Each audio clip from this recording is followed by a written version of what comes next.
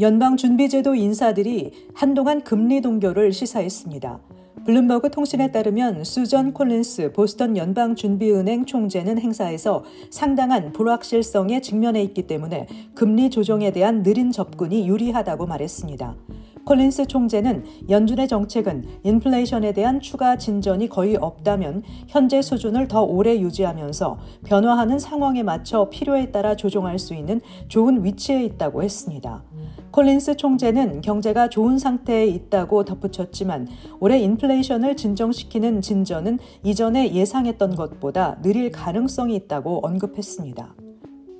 국책담보대출업체 프레디맥은 인기 있는 30년 고정금리 모기지의 평균 이자율이 전주 6.91%에서 6.93%로 올라 지난해 7월 초 이후 가장 높았다고 밝혔습니다. 앞서 지난해 5월 초 7.22%로 연 고점을 찍은 뒤 연방준비제도가 B컷을 단행한 지난해 9월 6.08%까지 내려갔지만 이후 다시 상승 전환했으며 최근 4주 연속 상승세를 이어갔습니다. 몰개지 금리는 10년물 국채금리를 추종하는 경향이 있는데 10년물 국채금리는 한때 4.73%까지 상승해 지난해 4월 이후 최고치를 찍었습니다. 미국 경제가 탄탄한 성장세를 이어가고 있으며 인플레이션 우려로 연준이 기준금리 인하 속도를 늦출 가능성이 있다는 관측이 국채금리 상승에 영향을 끼치고 있습니다. 맨하탄 60스트리트 남단으로 진입하는 차량에 수수료를 부과하는 교통 혼잡료 프로그램이 시작된 이후 요금 부과를 위해 각종 꼼수를 쓰는 운전자들이 늘어나 교통국이 단속 강화에 나섰습니다.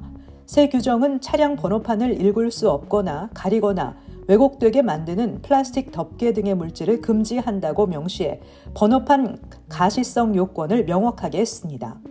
앞서 교통혼잡료 시행 이후 차량 번호판에 테이프를 부착해 번호가 보이지 않도록 하거나 진흙 등을 묻혀 번호가 식별되지 않도록 하는 등의 방식을 활용해 운전자들이 꼼수를 쓰자 단속 강화에 나선 것입니다. 위와 같은 행위를 통해 번호판을 가린 채 주차하다 적발되면 $50의 벌금이 부과될 수 있습니다. 백화점 체인 메이시스가 생산성 향상을 위해 매장 66곳의 문을 닫는다고 밝혔습니다. 뉴욕시에 본사를 둔 메이시스는 1분기에만 24개 주에 걸쳐 66개 매장을 폐쇄할 예정으로 이는 앞으로 3년간 생산성이 낮은 매장 150곳을 폐쇄한다는 계획의 일환입니다. 메이시스는 350개 활성화 매장에 집중한다는 구상을 밝힌 바 있습니다. 이를 통해 수익성을 회복하겠다는 선언입니다. 뉴저지의 XX 그린 쇼핑센터와 뉴욕의 퀸 플레이스 매장이 올해 중반에 문을 닫을 예정이며 이를 포함해 올해 뉴욕 뉴저지의 25개 매장이 폐쇄될 예정입니다. 이와 함께 콜스도 4월 이전에 약 30개 매장이 폐쇄될 예정입니다.